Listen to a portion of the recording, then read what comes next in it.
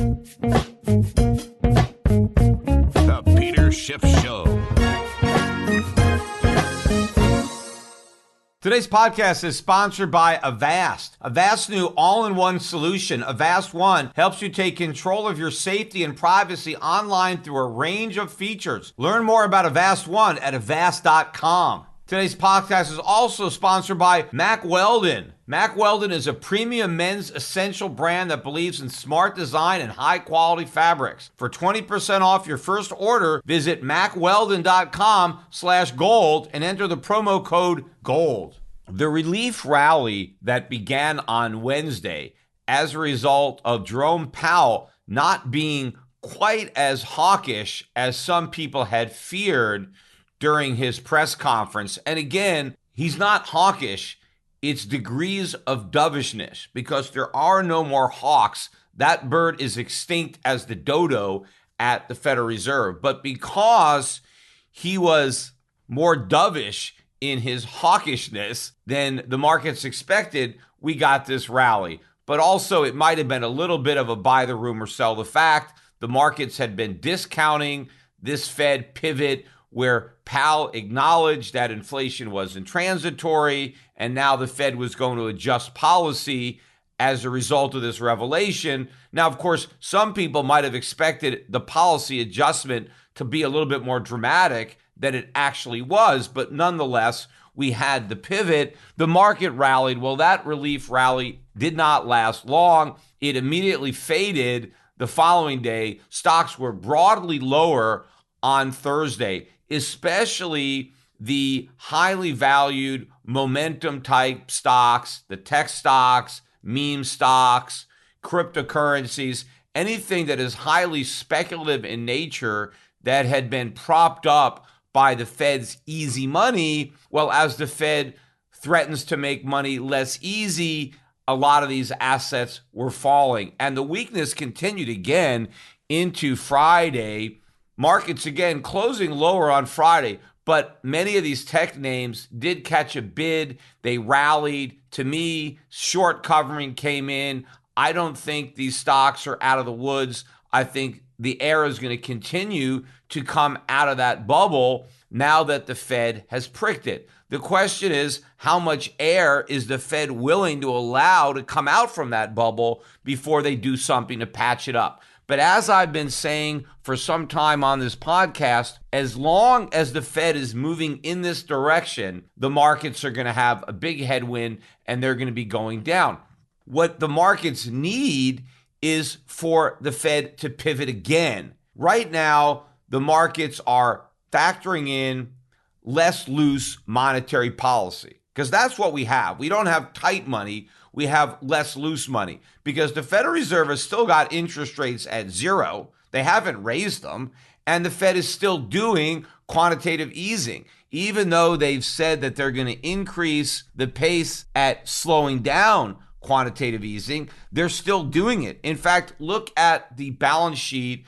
Last week, the Fed's balance sheet rose by another $92.1 billion in 1 week. It doesn't sound like there's a whole lot of tapering going on when the Fed grows the balance sheet by $92 billion in a single week. Look at the new record size of the Fed's balance sheet.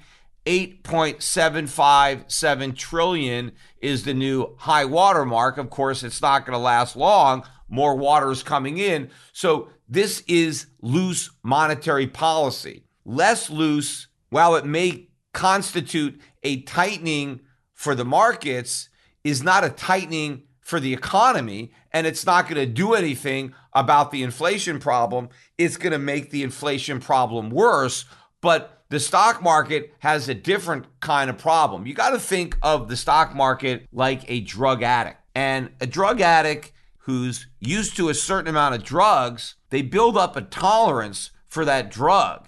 And if the body requires a certain amount, even if they continue to get the drug, if the dosage is reduced, that's problematic. And that's what's happening with the market. The U.S. stock market and its ridiculously high valuations, and these momentum stocks, they need a certain amount of this monetary heroin to stay high. And even though the Fed is continuing to supply heroin, if they're going to supply less, it's not enough to satisfy this addiction.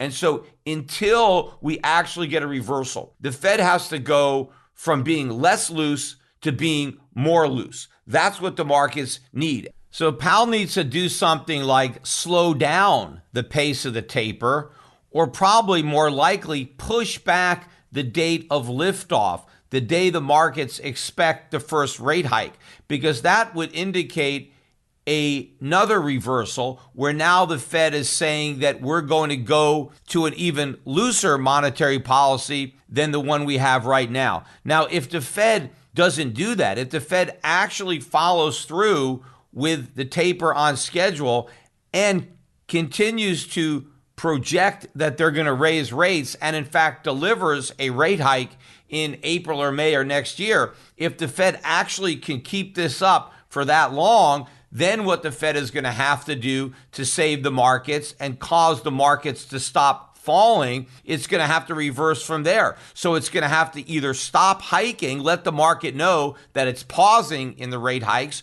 or in fact, reverse the hikes by cutting rates. And if the Fed has already ended quantitative easing, it's going to have to resume QE, reverse the taper, and start monetizing debt in a bigger way to put a floor beneath the markets and, in fact, potentially get the stock market to start going up again.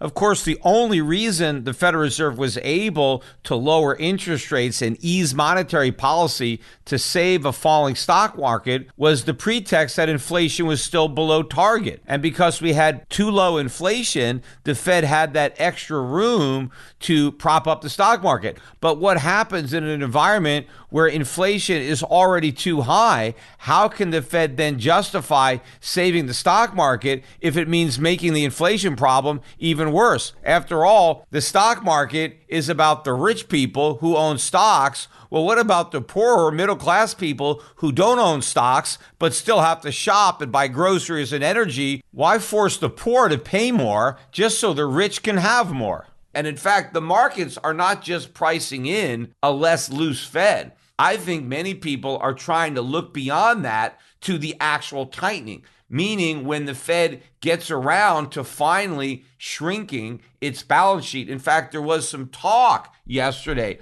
about when that would actually begin. The first time I've heard some people from the Federal Reserve talking about shrinking the balance sheet, not just slowing the rate at which it expands, but actually going back to quantitative tightening, which is something the Fed tried and gave up in 2018 when the market started to implode in December of that year. The Fed quickly backed away from quantitative tightening before resuming quantitative easing in the aftermath of COVID. But my point is that the markets are now thinking about this, and they're also starting to think about, of course, liftoff, the first rate hike. The soonest we may get an interest rate increase from the Fed, I think, is April of next year. I think the markets seem to be betting that May is the most likely month that it may start, although the odds may change over time. But the markets are looking at this. So they're looking forward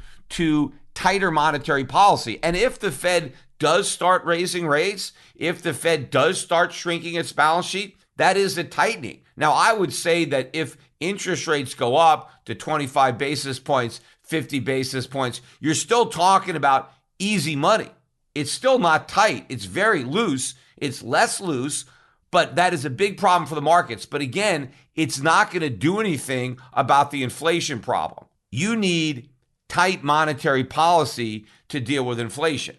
And even if the Fed becomes less loose, nobody is looking at tight money, especially the Fed. And again, I mentioned these dot plots on my last podcast, but the Federal Reserve, even looking out to the end of 2023, so more than 2 years from now, they've still got interest rates below 2%.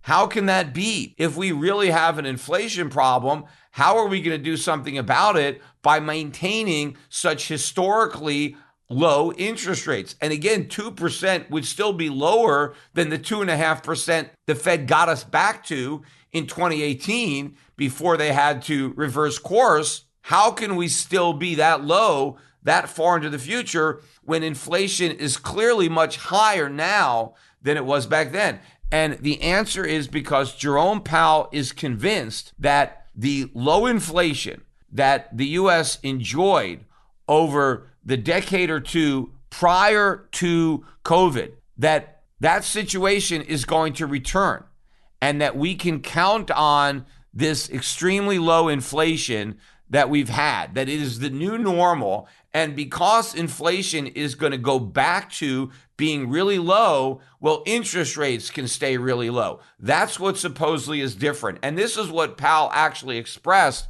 in his last press conference, that all of these factors that he believes have worked to the benefit of the U.S. economy to the extent that it has suppressed inflation and allowed the Fed to maintain what would be historically a highly inflationary monetary policy. They've been able to stay this loose because of all these exogenous factors that were working to lower prices. So that gave us the opportunity to print more money, to keep interest rates lower than we were able to do in the past because of these benevolent factors that were suppressing prices. And Powell is convinced that nothing has changed in that respect, that what we're seeing now is still transitory in the sense that it's not going to endure, that as soon as this period is over, however long it's going to take, we're going to go right back to that benign environment that we've been living in.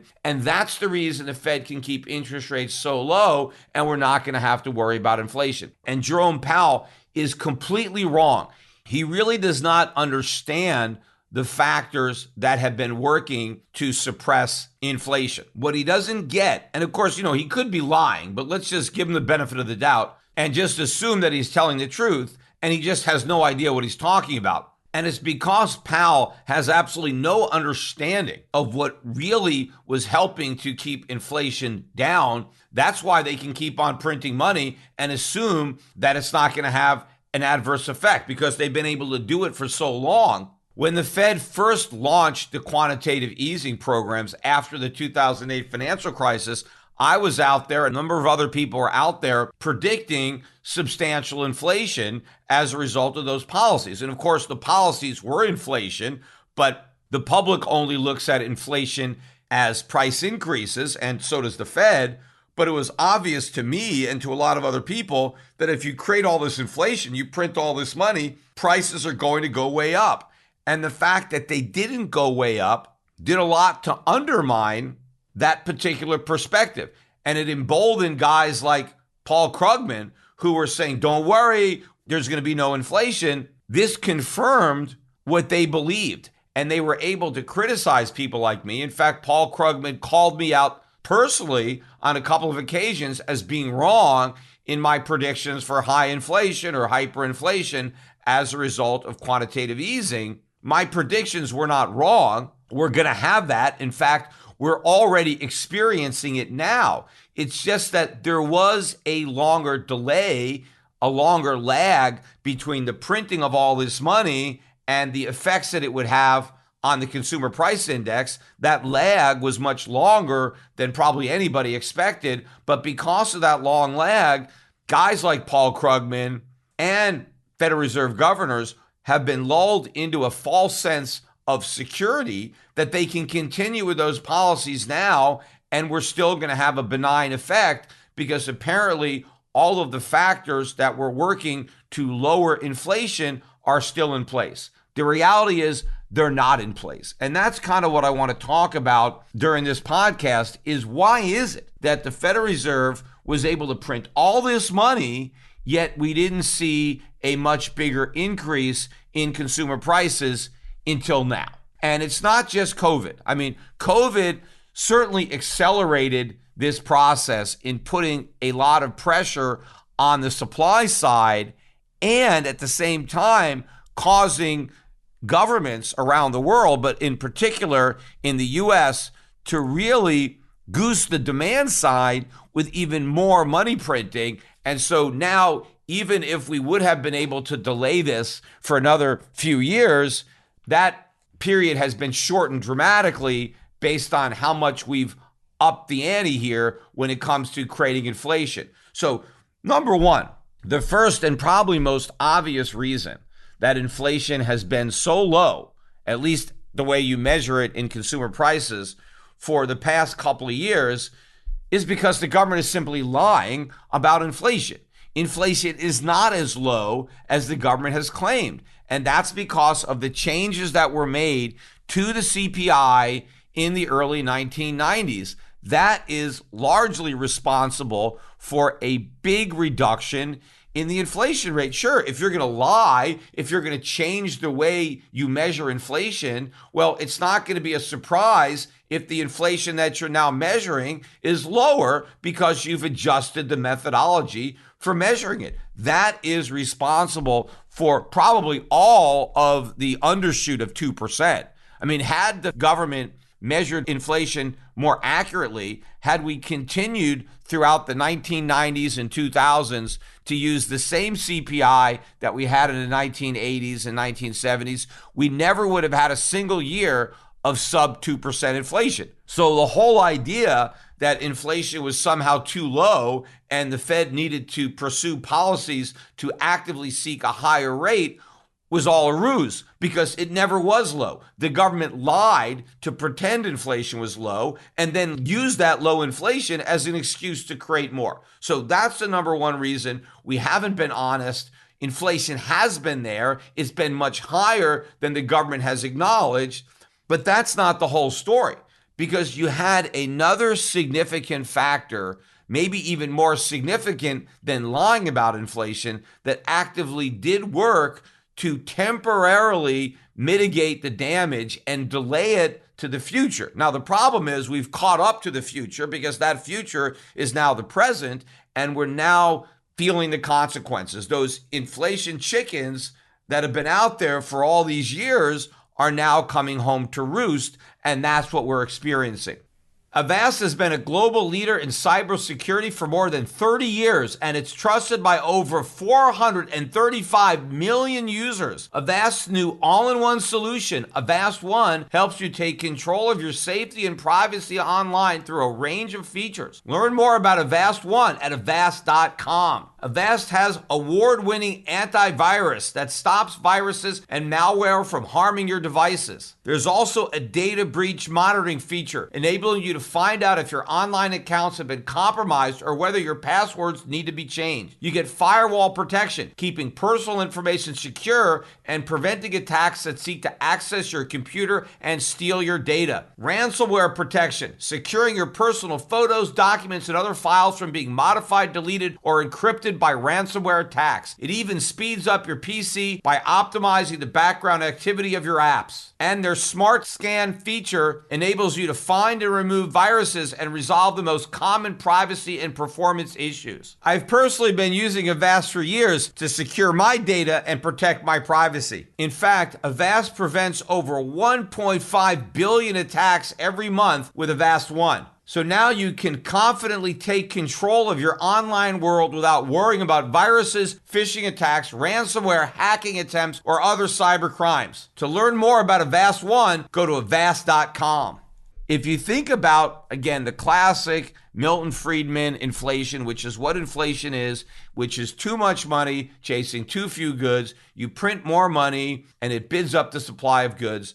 What has been happening in the U.S. economy? The Fed prints all this money, yet that money doesn't lose a lot of value. Look at the exchange rate of the dollar versus other currencies. We've had this massive explosion of money printing, big increase in the Fed's balance sheet. But on a relative basis, the dollar hasn't lost a lot of value relative to other currencies, despite the fact that we've dramatically increased the supply.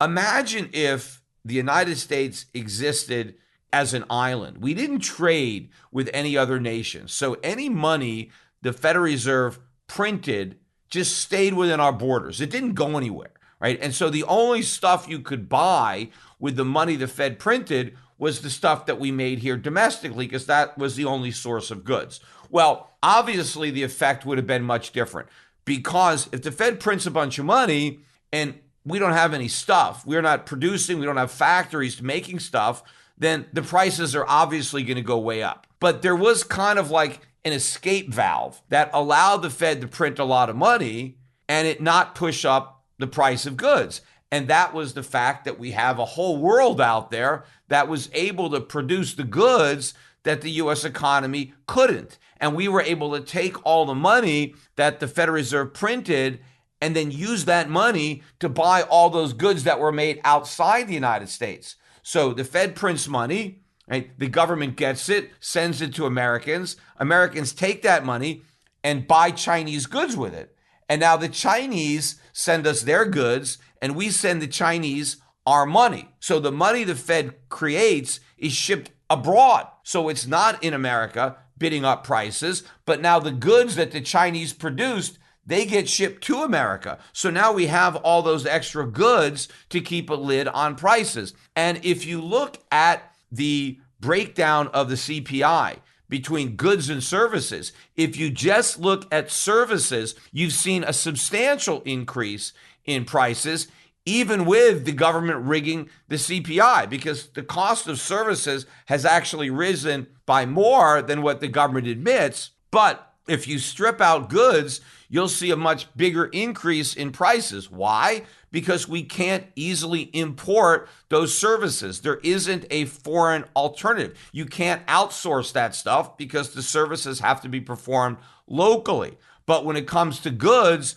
more and more goods have been outsourced to cheaper production economies like China. And so that's kept the lid on goods prices. And so when you average the goods prices with the service prices, that's kept the measured rate of inflation lower. I mean, think about the low production costs in a country like China, which, 20 years ago, they were just starting out. They went through a long period of time where they had a communist system, not just in name, but in practice. And so you had a lot of very poor people. And as they began to embrace capitalism, wages started at a very low level. And of course, they didn't have a lot of the rules and regulations that we had.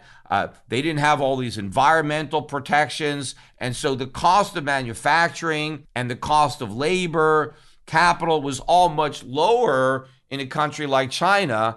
And so we were able to outsource that production in order to keep costs down, even as the Federal Reserve was printing money. And of course, the money that we were printing, we were sending abroad. See, now normally this wouldn't work, because if you ran a big trade deficit like the one the US is running, your currency would crash, because your trading partners would have all this currency, but they'd have nothing to buy, because the whole purpose of trade is that you export to import. You have a concept of comparative advantage.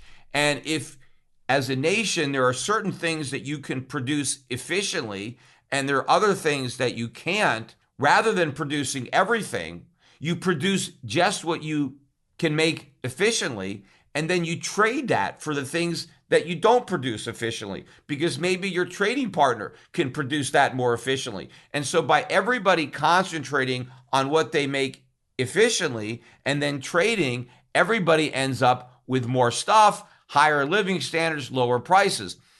But the goal of your exports is to pay for your imports. You don't just export for the sake of exporting. That's just a waste of resources. You export to pay for your imports. But what about America? You've got China and other countries exporting to the United States. They're not getting imports, they're getting dollars. And because the US is the reserve currency, those dollars are actually valuable. And so our trading partners are content, or have been in the past, to exchange the products that they produce for the money that we print. Now, their willingness to continue to do that and pursue this arrangement, I think, is coming to an end.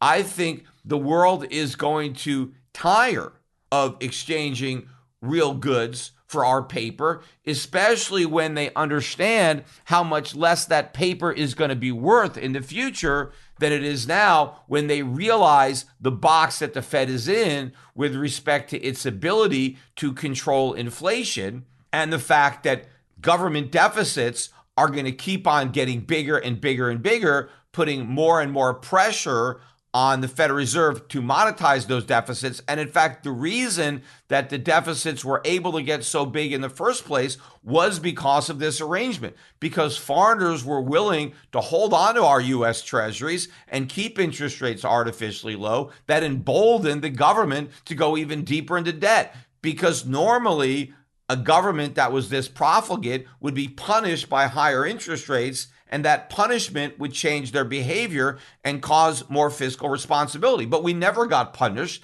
And as a result of that, we continue to pursue even more reckless policies than we had in the past. And so foreigners actually helped encourage this. And ultimately now they're going to be the ones that are going to put on the brakes, because they're going to stop enabling all of this debt. But it's going to be the Federal Reserve that is going to ultimately replace foreign buyers of U.S. treasuries. But of course, when foreigners buy U.S. treasuries, there's no new dollars created. They buy treasuries with the dollars that already exist. But when the Federal Reserve has to buy those treasuries, they have to produce even more dollars to finance it, which is inflation. And of course, if those dollars stay here, if they're not exported, then they are going to be bidding up prices. And this is what Powell doesn't understand. We are not going to be able to continue to export our inflation to the degree that we did. And we're going to start to see goods prices rising now. Mack Weldon is a premium men's essential brand that believes in smart designs and high quality fabrics. This holiday season, Mack Weldon can help you stay stylish and comfortable no matter the occasion, whether it's an office party, getting together with family or friends, or just watching TV at home. Mack Weldon's innovative daily wear system has taken the hard work out of outfit planning, with pieces designed to work together for any occasion, saving you time and extra holiday stress. Mack Weldon's warm knit collection features shirts, vests, pajama pants, and more to keep you at a warm temperature in cold weather, with innovative technology that uses your own body heat for warmth. Mack Weldon's Ace collection pairs super soft, high-performance fabrics with great style. Mack Weldon's gift sets with limited edition colors are the perfect present for any guy on your Christmas list this holiday season. In fact, when I got my Mack Weldon products in the mail, I was particularly impressed by the packaging, which makes them particularly ideal to give as Christmas gifts. And now you can get 20% off your first order at mackweldon.com/gold when you enter the promo code GOLD. That's mackweldon.com/gold using the promo code GOLD to get 20% off. Mack Weldon, get it right for the holidays. Get a Mack Weldon. And of course, even if the Fed hadn't increased the pace of its money printing, the benefits of outsourcing our production to countries like China was bound to diminish over time as Chinese wages go up, as production costs go up. There is less of a benefit of continuing to shift production abroad. And of course, as we've shifted more and more production abroad, there's less incremental benefit from shifting more. See, in the early days of outsourcing, we got a lot of bang for the buck. But over time, that impact is lessened. And so the benefit that we got of having our consumer prices reduced as a result of that is also getting diminished. So it was going to happen anyway, but we've now dramatically accelerated it. And of course, there was another big benefit to this arrangement where we run huge trade deficits. Foreigners send us their stuff so that we have goods to buy, and we send foreigners our money, was that foreigners took that money and they bought financial assets. Now, number one, yes, they bought U.S. treasuries, mortgage-backed securities. So all of this worked to keep interest rates low, and that helped prop up the stock market, prop up the real estate market. But they also directly bought U.S. stocks. It wasn't that they just bought treasuries to keep interest rates low to improve stock market valuations.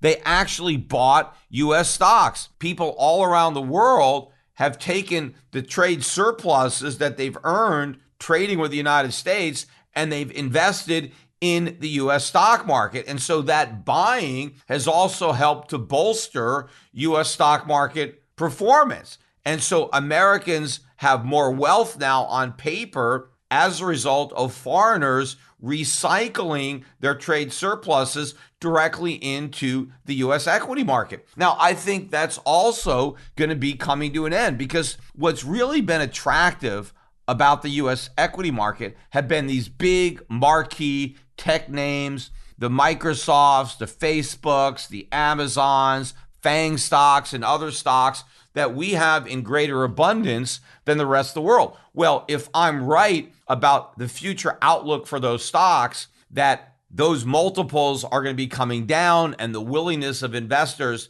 to make large bets on earnings that aren't going to materialize until the distant future, if this is going to change, then the world is no longer going to want to have as much money invested in U.S. stocks, and that's going to diminish the demand for U.S. dollars and the willingness of our trading partners to accept U.S. dollars for their goods, because they don't want to buy our stocks anymore, and they certainly don't want to buy our bonds anymore because the rates are too low. What do they need our dollars for? They don't. And when they no longer need our dollars, the dollar's exchange value is going to plummet. And when that starts to happen, that is going to accelerate the price increases that Americans are going to be dealing with, because we've had the type of inflation that we're experiencing now, 2021, with a stronger dollar. The dollar is stronger today. Its exchange rate relative to other currencies is higher today than it was when the year began, yet prices have gone way up despite a stronger dollar. Can you imagine how much greater those price increases would have been had we had a weaker dollar instead of a stronger dollar? Now, eventually, you're not going to have to imagine that. You're going to be experiencing it because it's going to be a reality. But also to think about this huge benefit that we've had from the ability to have foreigners invest in our assets with their trade surpluses, and the degree that it's impacted not only minimizing inflation, because money that otherwise would have been spent by Americans on goods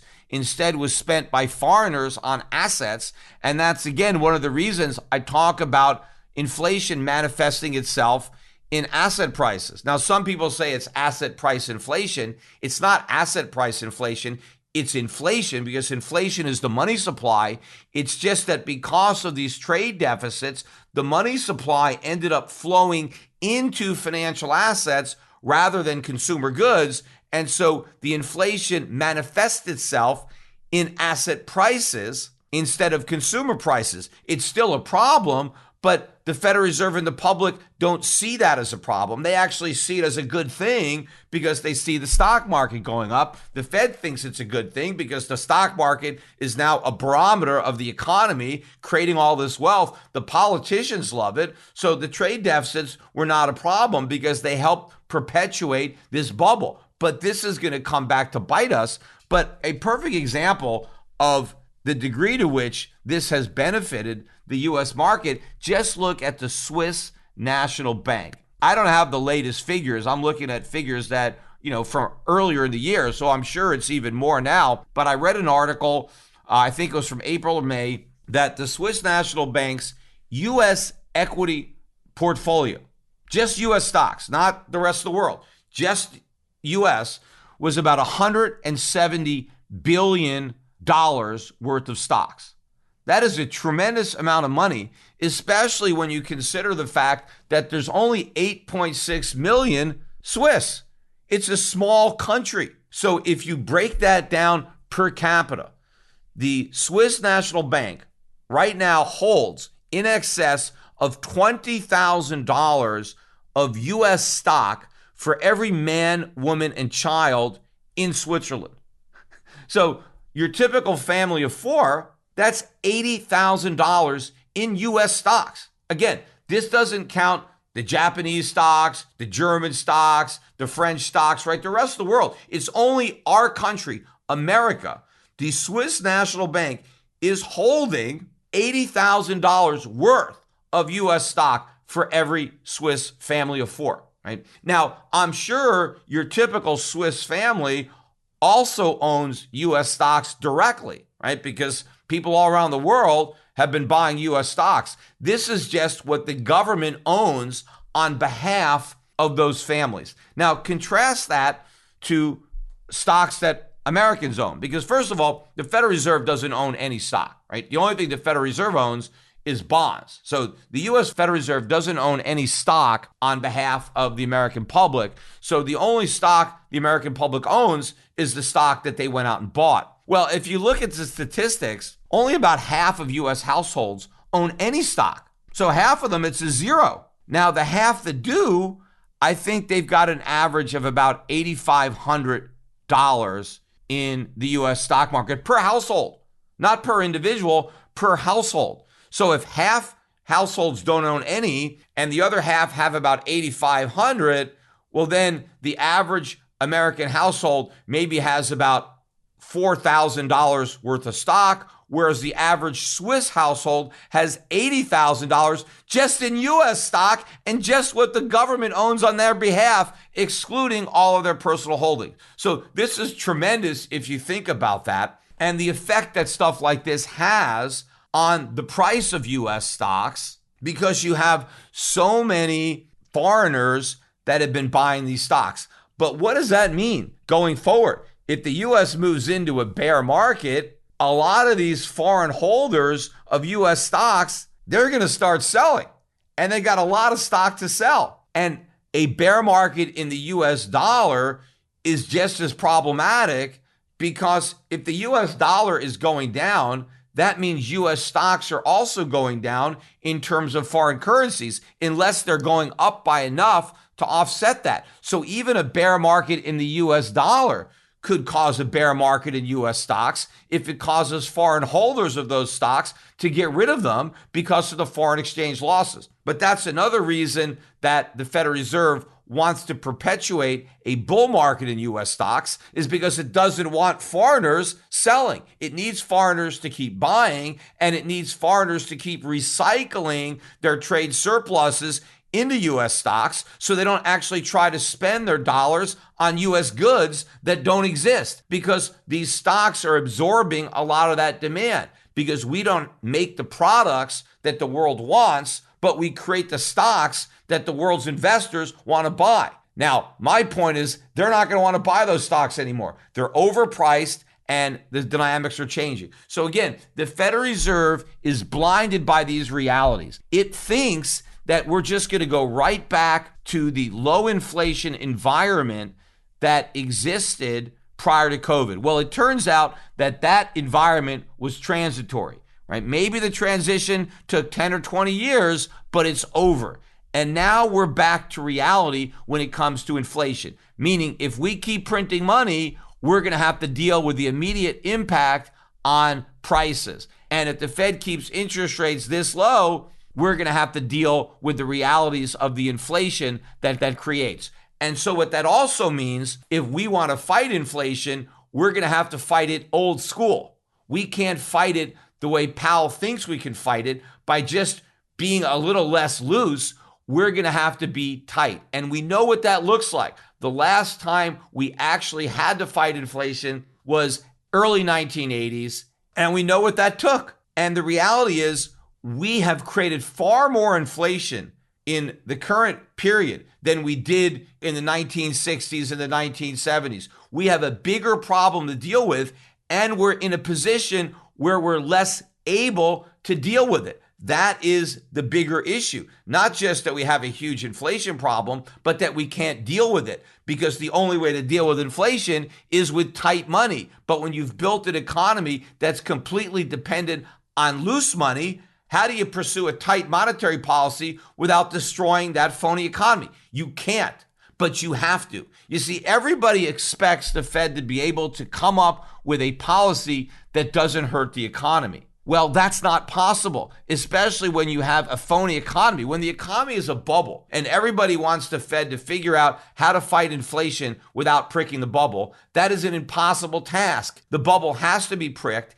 And in fact, it's good policy to prick a bubble. It may not be fun, it may not feel good, but it is right. It is the correct policy choice, regardless of the short-term impact. Just like if you're a drug addict, stop using drugs. That's the correct thing to do. Even if you go through withdrawal, even if in the short run, it doesn't feel as good as continuing to take drugs, it's the right thing to do. And the Fed needs to fight inflation regardless of the negative impacts on the economy. My point has always been we should have fought this battle a long time ago when the collateral damage wouldn't have been as severe. I mean, it would have been severe had we done it years ago. It's just that much worse now, which is why we kept kicking the can down the road. But that's why I was so critical of the Fed's policy mistakes as they were making those mistakes in real time. And they're continuing to make those mistakes in the present for the same reason they made them in the past. In fact, they have even more reasons to make the mistakes now because the cost of doing the right thing is even more severe than it would have been had they been willing to pay it in the past, which they weren't. And so they're certainly not willing to pay now. And another thing that Powell just doesn't understand is when this whole dynamic reverses, when all of the money that we have shipped abroad that is now in U.S. financial assets, as foreigners start divesting themselves of overpriced U.S. stocks and bonds, they will have dollars, right? When somebody abroad sells a U.S. stock or U.S. bond, they receive dollar proceeds in exchange for those transactions. Well, now what do they do with the dollars that they receive? They sell them. They go into the foreign exchange market and they sell them to get their own currency. And all of those dollars ultimately come back into the United States, except now they're not coming back to buy financial assets. They're coming back to buy goods, consumer goods. Now, they may not necessarily be goods that we produce. They may be goods that we've already produced, like used cars. In fact, one of the reasons that used car prices could end up going up much more in the future than they're already going up is because the rest of the world is going to buy them. Right. And a lot of the cars, the used cars that are now here in America are going to be put on ships and sent off to places like China because the Chinese, they could use a lot of cars. They got a lot of people who don't have cars. Maybe they're still on bicycles and they want to buy cars. You know, one day Americans may be riding around on used Chinese bicycles because they'll end up sending some bicycles here that they won't need anymore because they'll have our cars and we're going to need their bikes because we can't afford cars. I mean, think about it like a giant repossession. I mean, we bought all these cars with money we didn't have. We really couldn't afford it, but the world loaned us this money and we were able to buy the cars. Well, now the world wants the cars back. They want the collateral because they don't want the money anymore. And so they're going to start bidding up the prices of these used cars. And so the used cars are going to be shipped outside the United States. It's going to be the opposite of what I described before, where the Federal Reserve prints money and we ship the money abroad and the rest of the world ships us stuff. So we have all this stuff. And so prices don't go up and the rest of the world gets our money and they buy stocks and bonds. Well, in the future, we're going to print money and it's going to stay here. But the money we've already printed is going to come back.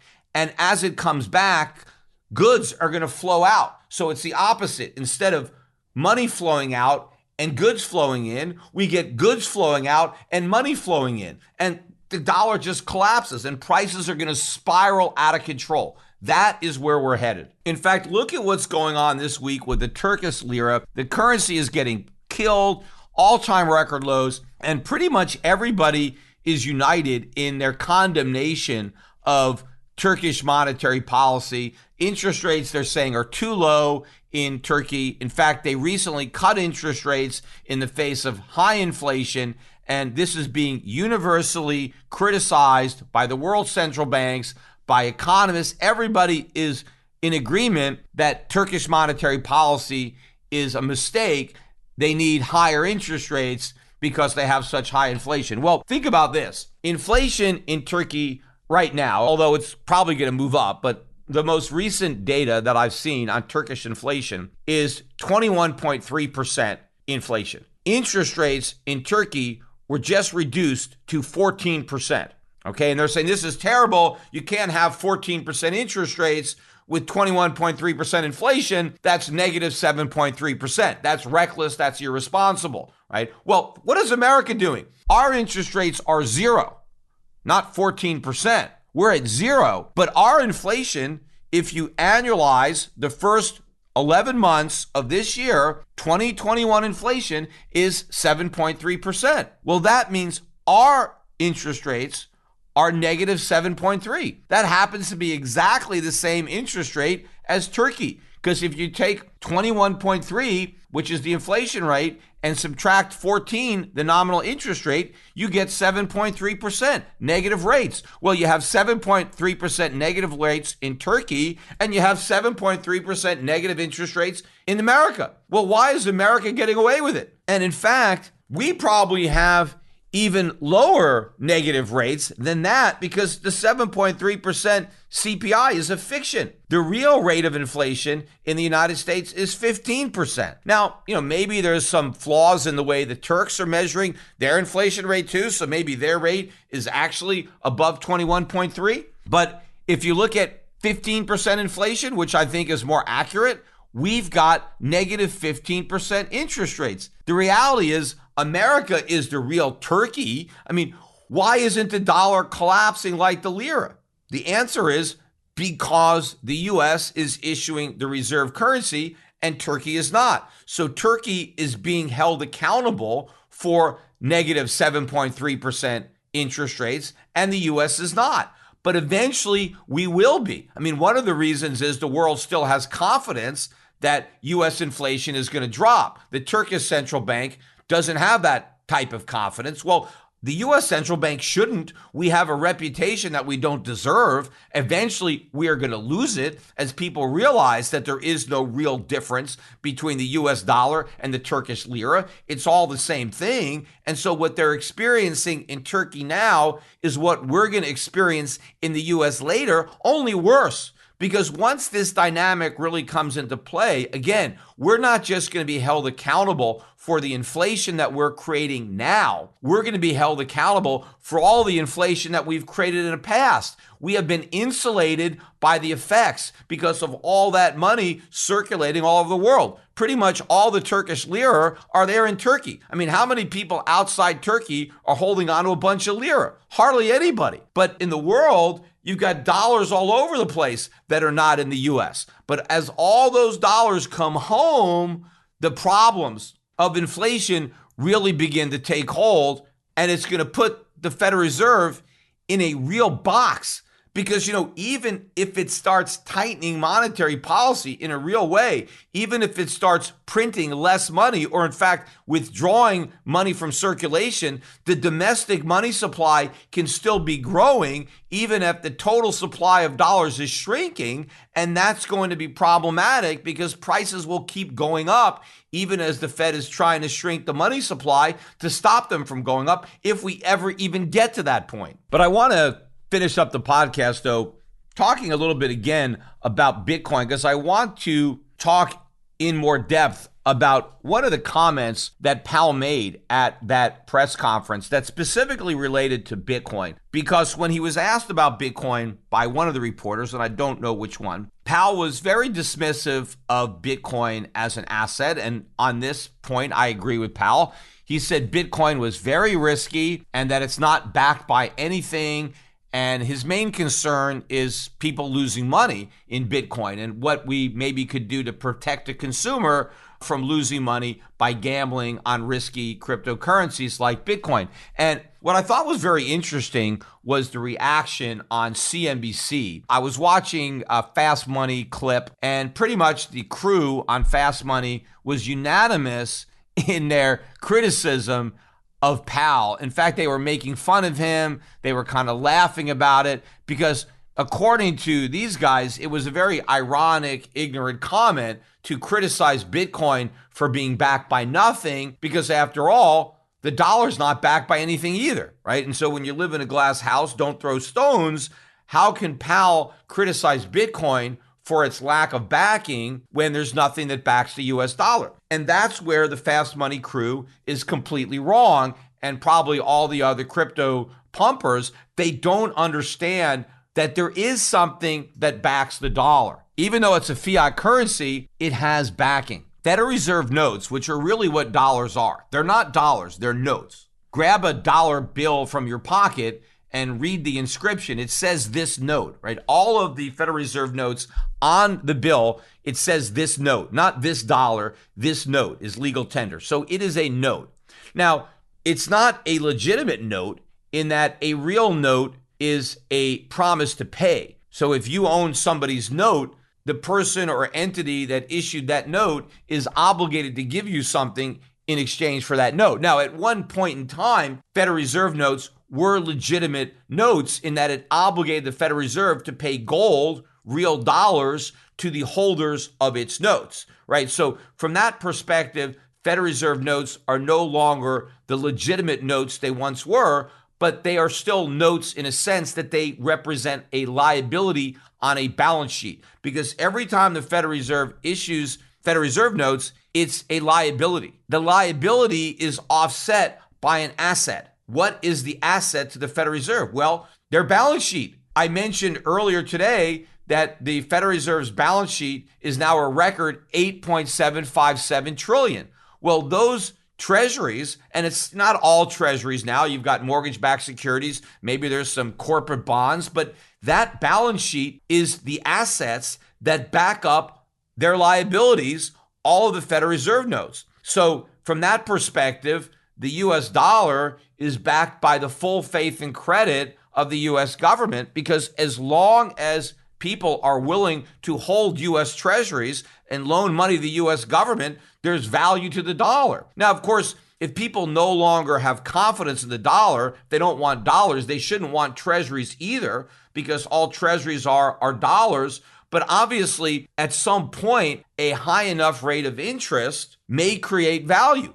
That's what happened in 1980 when you had the dollar free falling. The dollar was collapsing by 1980. It had gone down by about 2/3, right? The dollar went from 360 yen to about 150. It went from 4.25 Deutschmarks to something like 1.5. Look at the Swiss franc, went from like 23 cents to 75 cents, right? The dollar was imploding. And so how did the Federal Reserve shore up? Well, they increased interest rates dramatically, and yields on U.S. treasuries went way up to the point that the yields were so high that people were willing to buy dollars, because even if they were losing value, they were more than making up for that loss of value with interest. You had very high real interest rates, and that ultimately put a floor beneath the dollar. So if the dollar really started to fall, the Federal Reserve could start withdrawing its notes from circulation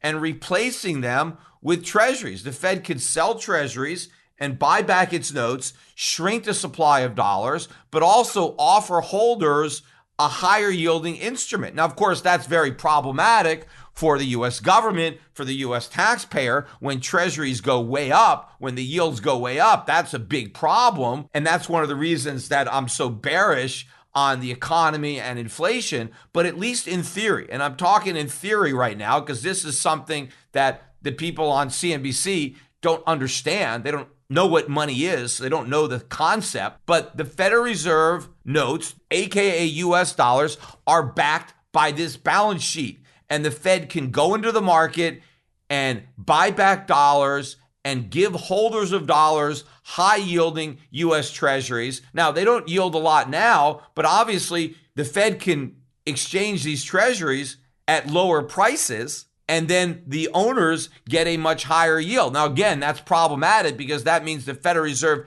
takes a huge hit, it loses money, and now it sends the bill to the US Treasury, which is obligated by law to make up those losses, which means the US taxpayer is on the hook to backstop Federal Reserve losses that it undertakes in defending the US dollar, that may result in it selling its treasuries at a loss so that the new owners can be paid a higher rate of return to hold on to those treasuries.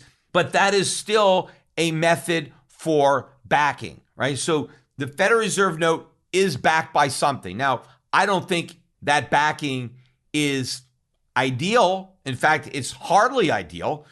Federal Reserve notes should be backed by real money. They should be backed by gold, but they are backed by something. It's not like the US government just prints money and sends it out there. You still have this independent, quasi-independent bank, right? Private bank that is issuing notes, and those notes are backed up by all of the government bonds that it independently owns, right, on that private balance sheet. And those bonds are its assets, its portfolio, which serve as backing for its liabilities, which are the US currency. So to say that Bitcoin and US dollars are the same because neither are backed is wrong, because there is no central banking authority that has a portfolio of assets that back up Bitcoin. Bitcoin is not a liability of anybody the way a Federal Reserve note is a liability of the Federal Reserve. Bitcoin is what it is. It's just a digital token. There is nothing behind it other than the token itself. Now, when you have real money like gold, gold doesn't need to be backed by anything, because people will say, well, gold's not backed by anything. Gold doesn't need backing because it's a metal. It's backed by itself. It's backed by what you use gold for, using it in jewelry, using it in consumer electronics. There are real uses for that metal. The reason paper money needs to be backed by something is because there is no actual use for that paper money. That's why it needs to be backed by something where there is use. So that paper is basically an IOU for something of actual value. And it's the something of actual value that gives value to that piece of paper. But Bitcoin doesn't have any actual value unto itself because it's not used for anything and it's not backed by anything. So it's not like Federal Reserve notes that are backed by US Treasuries, and it's not like gold that's backed by its metallic properties. It's just nothing. It is nothing more than a pyramid Ponzi hybrid. People buy Bitcoin because they expect the price to go up. And as soon as people no longer expect the price to go up, then nobody's going to want to buy it. And then the bottom is going to drop out. But before that does, I would strongly suggest that any of my listeners to this podcast, and I know there are a lot of people who own Bitcoin who listen to my podcast, you got to sell. And you don't have to sell everything. I mean, if you want to hold on to some Bitcoin, fine. If that's the only way that you'll sell some, well, then do that. But what you can't do is just hold on to everything. As I think I mentioned on a previous podcast, something like 80% of all the people who own Bitcoin have never sold a single Satoshi. You got to sell. You can't just keep all of your winnings on the table and hope your luck doesn't run out, because eventually it will. And so before it does, act responsibly. At a minimum, take your principal off the table and just play with the house's money. But I wouldn't stop there. I would take a considerable amount of my profits away as well and invest that money more responsibly. You know, the Bitcoin community makes a big deal about the fact that baby boomers, older people like me, well, we barely own any Bitcoin. But if you look at the millennials, right, they have so much in Bitcoin and they look at that as a good thing. To me, that's a negative, because more experienced investors who have a greater understanding, more knowledge, those are the ones that are choosing not to buy because they understand the Ponzi-like nature of what's going on. But you have young, inexperienced investors. Those are the ones that are buying in. It's not because they're so tech savvy and they're so smart. It's because they're so dumb. They're just not smart enough to realize it because they haven't lived long enough. I mean, every generation thinks they're smarter than their parents and their grandparents. They think that they're doing something that we've never done before. And look, just because you take a Ponzi pyramid scheme and make it digital and put it on a blockchain, it doesn't change the nature of the scheme. It's going to end just as badly, even though it's got all this technology behind it and all this new infrastructure. A rose by any other name is still a rose. Although the better analogy for Bitcoin is a tulip by any other name is still a tulip, even if it's digital.